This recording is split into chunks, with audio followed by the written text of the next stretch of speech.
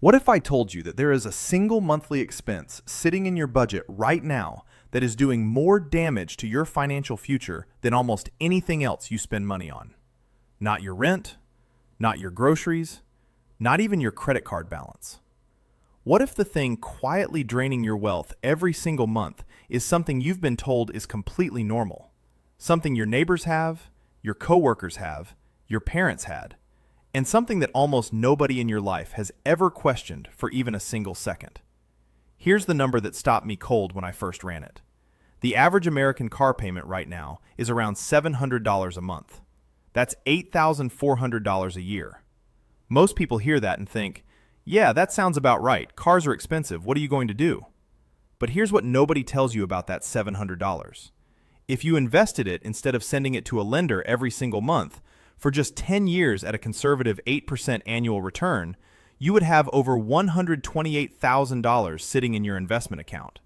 Keep going for 20 years, and that number becomes $412,000. Keep going for 30 years, and that $700 a month, that one car payment, becomes over $1 million.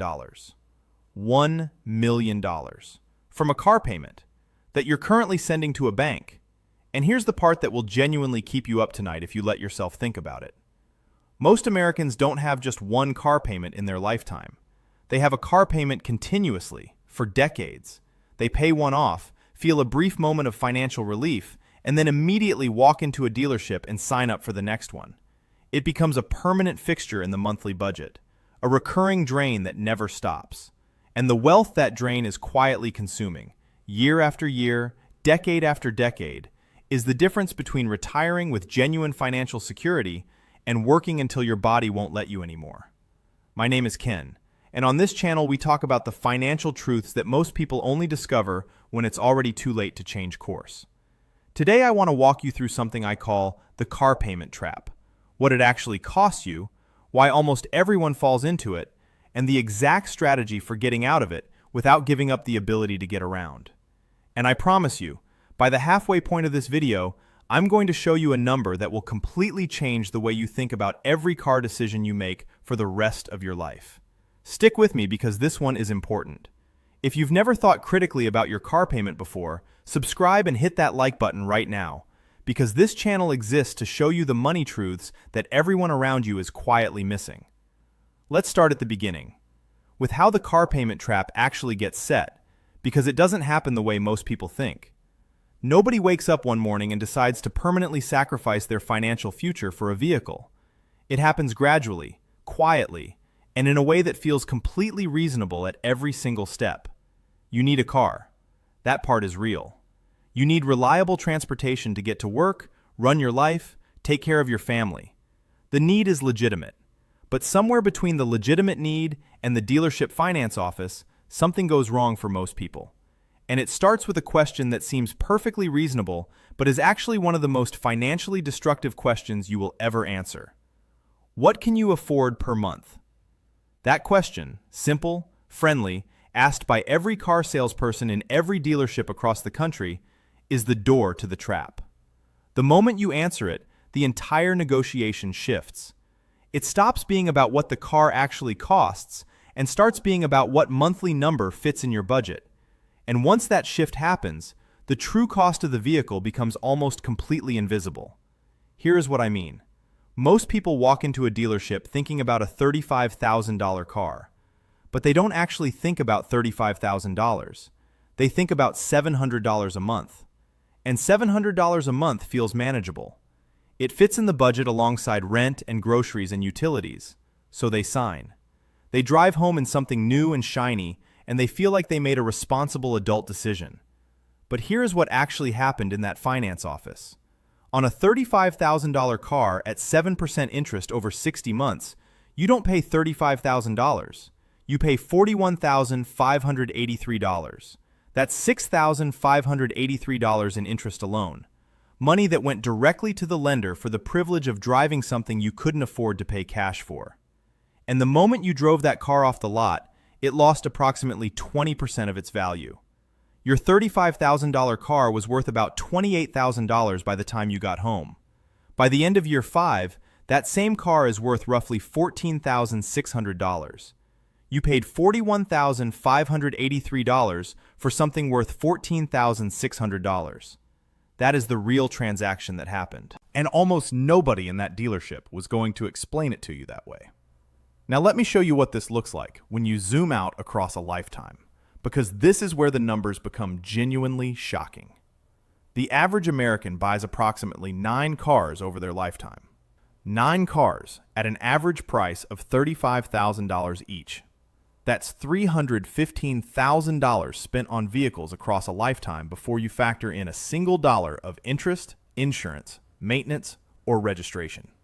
Add financing costs across all those vehicles, and you are realistically looking at somewhere between $350,000 and $400,000 spent on cars across a lifetime.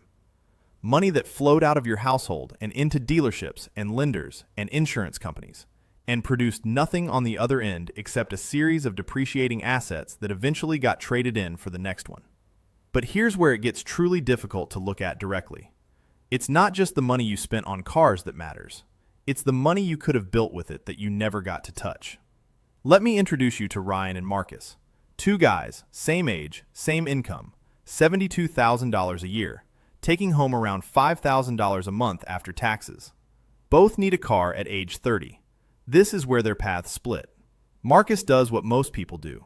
He walks into a dealership, falls in love with something new, and drives home with a $700 monthly payment. He tells himself it's fine, he can handle it. And he can handle it. The payment fits. Life continues. 5 years later, the loan is paid off. Marcus feels that brief moment of financial relief, and then almost immediately, because the car is now 5 years old and he's been eyeing something newer, he goes back to the dealership and signs up for the next one. Another $700 a month. Then 5 years after that, another one. Marcus has a car payment from age 30 continuously, for 20 years, because that's just what adults do. By age 50, Marcus has made 240 car payments of $700 each. He's sent $168,000 to lenders over those 20 years. He has a car in his driveway that's worth maybe $18,000. And his investment accounts, because there was never really money left over after all the bills, have almost nothing in them. Ryan does something different at age 30. He buys a 3-year-old used car with 35,000 miles on it for $12,000 cash. Money he saved specifically for this purpose. The car isn't glamorous. His coworkers don't say anything about it, but it runs perfectly and it gets him everywhere he needs to go. Because Ryan has no car payment, he takes that $700 a month and puts it directly into a broad index fund every single month without fail. He does this for 20 years. By age 50, Ryan's investment account has grown to over $412,000. Same income as Marcus, same 20-year window, completely different outcome because of one decision made at age 30 about a car. Now I want to be very clear about something here because this is where people misread the lesson. I am not telling you to drive a car that is unsafe or unreliable. I am not telling you that you should never buy a nice car or that enjoying your vehicle is somehow financially irresponsible. What I am telling you is that there is an enormous difference between choosing a car and falling into a car payment. And most people have never actually made the choice consciously. They just followed the path that everyone else was following without ever running the numbers on what that path was actually costing them. Let me break down the true total cost of car ownership in a way that most people have never seen laid out clearly, because the monthly payment is only one piece of the real number. If you're driving a financed new car with a $700 monthly payment, here is what your actual annual cost of transportation looks like. Your payments run $8,400 a year. Insurance on a new financed vehicle averages around $2,000 annually because lenders require full coverage. Maintenance and repairs average around $500 a year on a newer vehicle. Registration and fees add roughly $300 a year.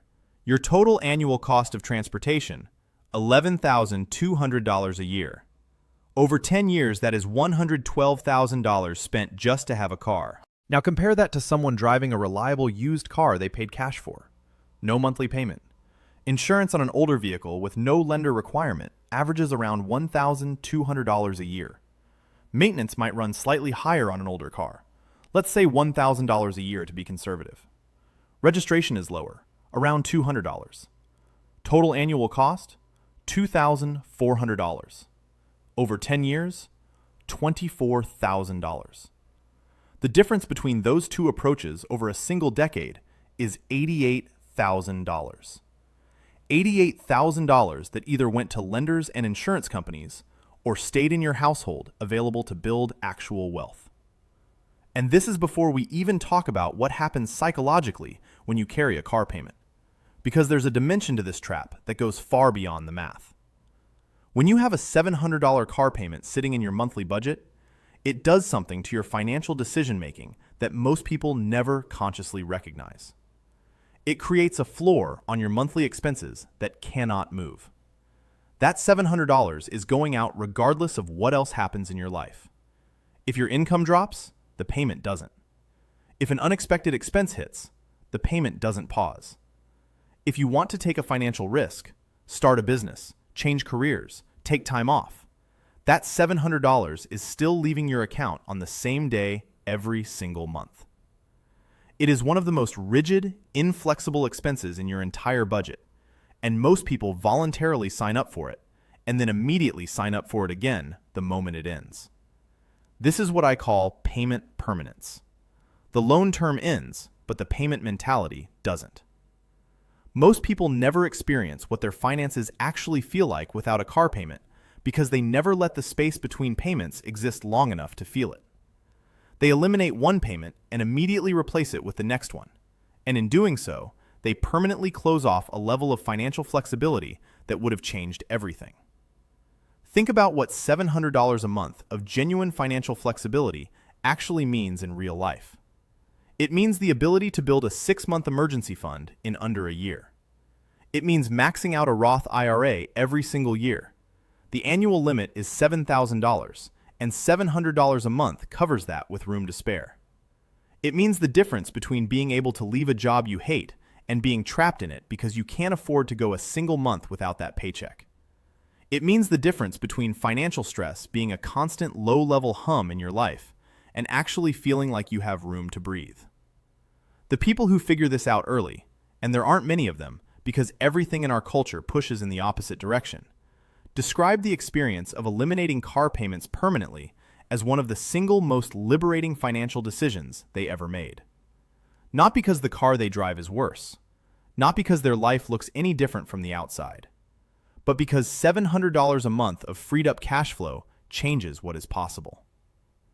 Now let's talk about the psychology of why this trap is so incredibly effective, because understanding why you fell into it is just as important as understanding how to get out. Car manufacturers and dealerships have spent decades and billions of dollars studying exactly how to make you feel like you need something newer, something shinier, something that reflects who you are and where you're going in life. The car you drive has been marketed to you not as transportation, but as identity. The commercials don't show you the finance office. They show you driving through mountains at sunset. They show you pulling up to an event and turning heads. They sell you a feeling, and then they attach a payment to that feeling and call it affordable because it fits in your monthly budget. There's also the social dimension that makes this trap nearly impossible to escape without conscious effort. When your neighbor pulls into their driveway with something new, something in your brain registers it. When your coworker mentions their new car in conversation, something shifts. We are wired for social comparison in a way that makes depreciating assets feel like status markers, and car manufacturers know this better than almost any other industry on Earth. They have built an entire economy around the human need to feel like we're doing as well as the people around us. And the financing system that surrounds all of this is specifically designed to make the true cost invisible. When you think in monthly payments rather than total cost, $35,000 becomes $700. When you think in monthly payments, the interest disappears into the background. When you think in monthly payments, the depreciation never comes up at all. The entire system is architected to keep your attention on the number that feels manageable while hiding every number that tells the real story. Here's the reframe that changes everything once you genuinely internalize it.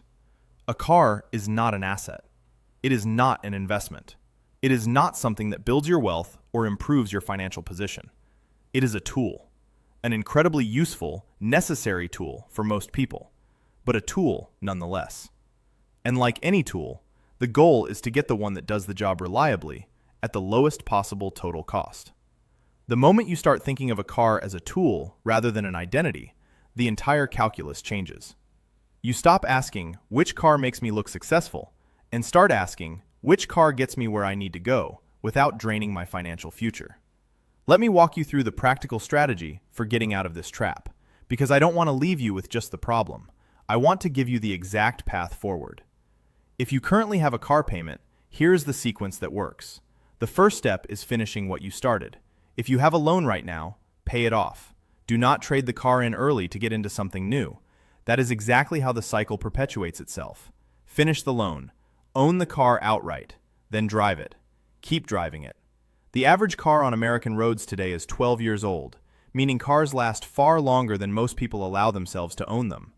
A paid-off car that runs reliably is one of the most powerful financial tools you can have, because it costs you almost nothing compared to the alternative. The second step is building the replacement fund. The moment your car payment ends, do not let that $700 disappear into lifestyle inflation. Open a dedicated savings account and redirect that exact amount, or as close to it as possible, into that account every single month. You are paying yourself the car payment instead of paying the bank. Within 3 to 4 years, you will have enough saved to buy a quality used vehicle outright in cash. No financing, no interest, no lender requiring full coverage insurance, just a reliable car that you own completely. The third step is understanding the used car sweet spot. The best value in the car market is a vehicle that is 3 to 5 years old with between 30,000 and 60,000 miles. At that age, the original owner has absorbed the steepest depreciation, that brutal first-year drop of 20%, and you get a vehicle that still has the vast majority of its useful life ahead of it, often with remaining manufacturer warranty coverage, at a fraction of the original price. This is where your money goes the furthest in transportation. Not new, not ancient, 3 to 5 years old, well-maintained, bought with cash. The fourth step is changing how you think about car upgrades forever. Every time you feel the pull towards something newer, and you will feel it, because the marketing system is very good at creating that feeling, run the number. Take whatever the monthly payment would be and multiply it by the number of months in the loan. Then ask yourself what that same money, invested monthly for the same period, would actually be worth. That calculation, done honestly, will tell you everything you need to know about whether the upgrade is actually worth it. Because it's never just the payment. It's always the payment plus the opportunity cost of what that money could have been building. Let me give you the number I promised at the beginning of this video, the one that reframes everything. If the average American, instead of cycling through car payments from age 25 to 65, simply invested that $700 a month continuously for 40 years at 8% average annual returns, the historical average of a broad stock market index fund, they would retire with $2,443,705, $2.4 million, from one decision about how to handle transportation. Not from a side business, not from a lucky investment, not from an inheritance, from choosing not to have a permanent car payment for 40 years and investing the difference instead. That is what the car payment trap actually costs. Not $700 a month, not $41,583 per vehicle, not even $315,000 across a lifetime of car purchases. The real cost is $2.4 million in retirement wealth that most Americans will never build, because they were too busy making car payments to notice it disappearing. I want to address something before we close, because I know some of you are watching this and thinking, Ken, I need a reliable car for work. I can't just drive anything. And you're right. Reliability is non-negotiable. But here's what the data actually shows about reliability. Some of the most dependable vehicles on American roads, Toyota Camry, Honda Accord, Honda Civic, Toyota Corolla, hold up exceptionally well into high mileage. A 3-year-old Camry with 40,000 miles bought for $22,000 cash is not a compromise. It is a financially superior decision in every measurable way compared to a new one financed at $700 a month. You get the same reliability, the same safety, the same destination, at a fraction of the total cost. The car payment trap works because it feels normal. Everyone around you has one. Every advertisement tells you the payment is the price. every dealership is set up to keep your attention on the monthly number. Breaking out of it requires seeing the real numbers clearly, and once you see them, you cannot unsee them. So here is where we land. Every car payment you make is a wealth-building opportunity you are redirecting to a lender. Every loan you sign is a future version of yourself agreeing to work extra hours to pay interest on something that is losing value while you sleep. And every time you roll into the next car payment the moment the last one ends, you are permanently closing the financial door that $700 a month of free cash flow could have opened for you. The cars you drive across your lifetime will eventually rust and disappear. The wealth you build, or don't build, across that same lifetime will determine what your 60s and 70s actually look like. One path leads to $2.4 million. The other leads to a lifetime of payments and nothing to show for it at the end. You already know which path you want to be on. The question is whether you're willing to let that knowledge change what you do next time you need a car. If this video changed the way you think about car payments, hit that like button right now and subscribe to Kin Invests. We release videos every week covering the financial truths that most people never figure out until it's too late to act on them. You being here means you're serious about building something real. Stick around, because what we cover next might be just as important as what you heard today. Everything in this video is for educational and informational purposes only and is not financial advice. I'm here to help you think. What you do with that thinking is always up to you.